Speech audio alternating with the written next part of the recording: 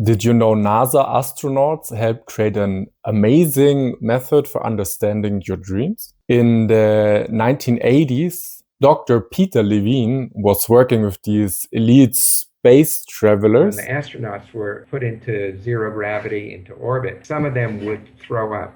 And what he discovered would forever change how we understand our dreams. Quick warning, the method I will show you can, especially if you're dealing with nightmares, overwhelm your nervous system. That's why it's usually done with a therapist. If you use Google, AI, or a dream dictionary, it's as if you're watching a movie with 60% of the screen blacked out. When you wake up from a nightmare with racing heart or like sweaty palms, your body is speaking a language that dream dictionaries don't understand. I think we all have heard how body language makes up over 90% of our communication. Let's use that knowledge to understand our dreams. First, we will look at the concept that Dr. Levine created observing the astronauts' heartbeat. It's called CybAM.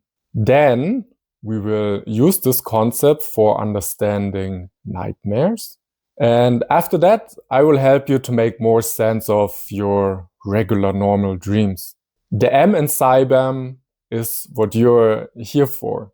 It stands for meaning, for understanding what's going on. So let's find out what the other letters mean and how they will help you to understand your dreams better. S stands for the somatics of a situation, and somatics means anything related to the body. To notice sensations, notice any kind of physical changes to their posture or to the way that they're breathing. I stands for imagery. Really amazing natural organic imagery starts to rise up as clients become more connected to their body and they don't have to look for information. B stands for behavior. What is it that you're actually doing in response to that thought? The client that I'm thinking of, she was talking about her father. And anytime she started talking about her father for any length of time, she just naturally started to get more fidgety. She would sit in her chair and she'd just kind of move around a lot. Her A stands for affect. Affect is just a fancy word for emotions. As this client was talking about her dad, she was actually feeling a lot of grief. And if you put all of this together, what do we get? Well, these are the channels through which we experience life. Ideally through all 5 of them, but through traumatic experiences, it can happen that we become more narrow and only use 1 or 2 of these channels to experience life. I've traveled and done some awesome things. Then I'm flying home and I'm I didn't even experience it because I was just so in my head about executing this video. And what about the woman who feels so much that she gets overwhelmed by her emotions? She is mostly an A, affect. So let's bring it back to dreams. Which of the 5 CybAM channels deals classical dream interpretation with? Usually it's M and I, meaning and image. What happened? What did we see? And what does it mean for me? Maybe they also use some A, like they look into emotions, but sensations in the body or how you moved are usually left out, which is a big mistake in my opinion. And also ancient methods like traditional Chinese medicine know since thousands of years that emotions can be stored in the body, like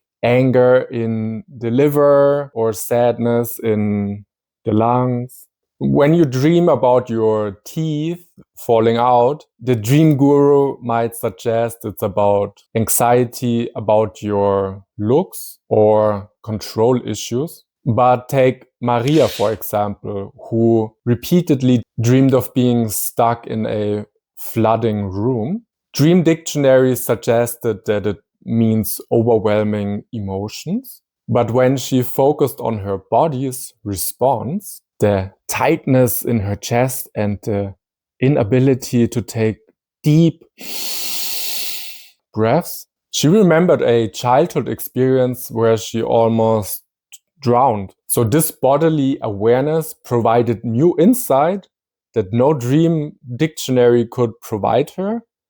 And as a side effect, she even worked through some traumatic experience. And that recurring dream of you being chased It might represent anxiety about something you're trying to avoid, but the standard interpretations won't ask about your tight shoulders, shortness of breath, or your legs feeling heavy and unable to run fast. But these bodily sensations, they are a piece of the puzzle. These moments when you try to scream but no sound comes out, this can be your nervous system processing important information. So the next time you wake up from a dream, before grabbing your dream dictionary, notice what's happening in your body. Are your fists clenched? Is your jaw tight? Are you breathing only up here, like very shallow? Trauma is often overwhelming, and not having to deal with these intense emotions, our bodies often like shut down. This then means we cut ourselves off from some of these 5 CBAM channels. And so then the body stores feelings, emotions, memories that our conscious minds could not handle at the time. For example, you might clearly remember what you saw during a frightening experience, but there's no connection to how your body felt during the experience. So this is the channels of the CBAM not working together, like one is cut off from the other. Or you might experience intense physical sensations somewhere in your body, but you can't remember like where does it come from. And again, it's like these channels not talking to each other. There's like a cut between them. And this is Peter Levine's big contribution to modern trauma therapy. I'm sure you have heard that we can switch into fight, flight, or freeze mode when we are confronted with a lot of stress in our lives. And he found out that these survival responses, fight, flight, or freeze, they're often cut short during a traumatic experience. They can't fully play out. So you couldn't run away or fight back, but your body had already pumped massive amounts of adrenaline and energy into you to get out of this situation, to survive. And so your muscles, the way you breathe, or your overall nervous system become like this secret museum where each exhibit holds a piece of your personal story that maybe your mind cannot remember, but your body can. And when you wake up with clenched fists, this might be your body trying to finish a defensive action that he could not finish back then when the trauma happened. But your nervous system tries to get rid of some of this stored up energy. And that's why it tries to complete these actions later on. And this can happen during dreams, like that the body tries to process intense energies while we're dreaming. And for you, then this comes up as a nightmare. So you see, we're dealing here with a lot of energy, like survival energy stuck in the body. So it's really good to go super slow and maybe also find some support to help you. And while traditional dream analysis methods dive straight into the experience and thereby often overwhelming us, Peter Levine developed a method called titration. And this is like slowly easing into cold water instead of jumping right in. Titration approaches dreams in small, manageable doses that your nervous system can handle. So you go a little bit into the cold water, you feel the shock, you relax your shoulders, you calm down your breath, you get used to the cold, and then you go a little bit deeper in. So to apply this technique, create a really beautiful, grounded place in your house and also add some beautiful elements like flowers to it. And it would be actually really good to have a friend with you because they can borrow you their nervous system.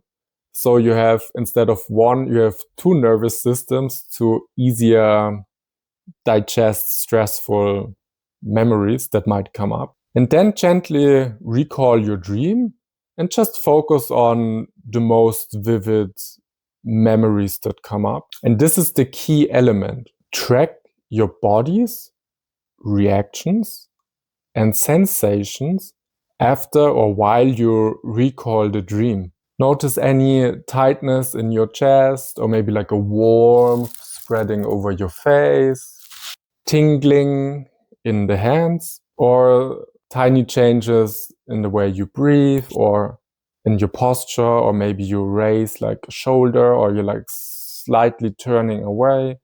These are all messages from the body helping you to decode the meaning that the dream wants you to understand. And if the energy feels intense, imagine it's like waves that are like passing through you, and eventually they will ripple out and you're like a calm sea again.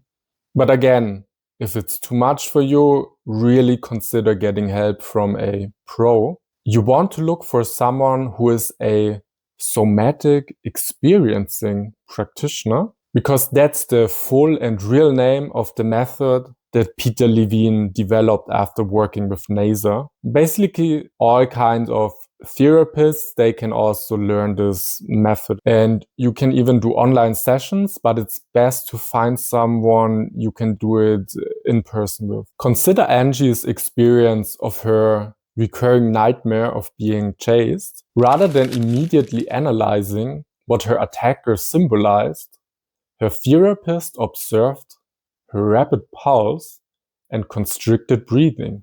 By guiding Angie to follow her eye movement and allowing her body to respond naturally, the therapist helped her to release stored tension and finally overcome the terrorizing dream actually. What if you're not dealing with nightmares but want to know more about your regular dreams? Let me read you a story from my book, Multiverse Therapy. It's on page 88 and it goes like this. I once saw a man dance out a dream. This was a dream he'd had a few months earlier, which he called the most thrilling experience of his life.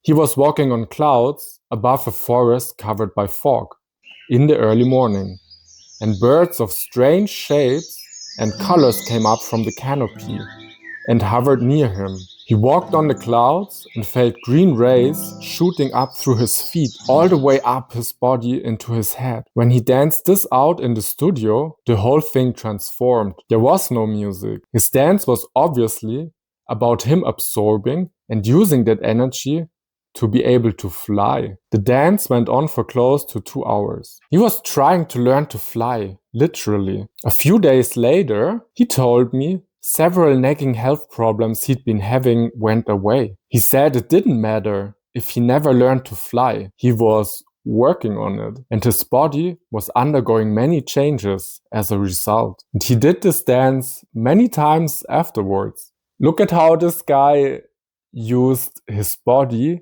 the B in Cybam, to not only understand but to really transcend his dream. Remember a symbol or something from your dreams. As you think of it, is there a feeling in your body coming up? Maybe an energy in your chest or just a twitching of your knee? And really try to tune into your body.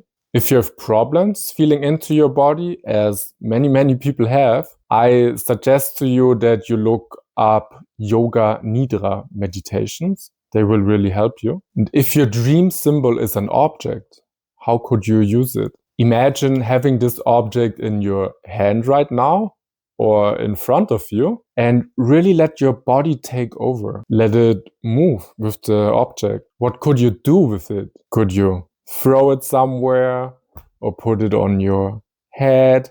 And after you've done this, check in with your other Cybam channels again. Did the scene change or a new memory of the dream come up? Do you feel differently? Is there a new sensation somewhere in your body? Or, drum roll, did a new thought come up, an insight, a new understanding?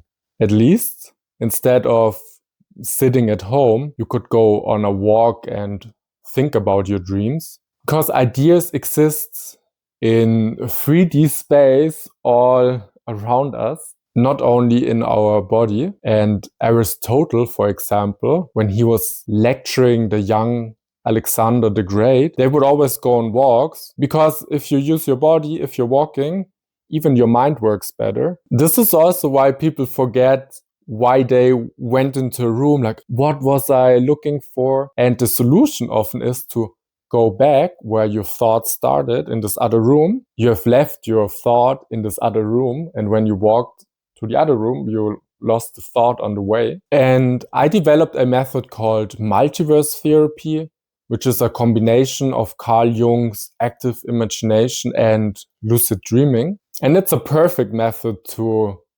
re-experience and also understand your dreams. You can see how I did a full session with a woman named Siva. Some pictures from my dream last night. Would you like to explore more of that dream? Where we used her dream as a starting point, then had a wild adventure in inner space, and finally we came back to her dream, which she then understood in a totally new way. Click on the video on your screen right now to see the session. Bye.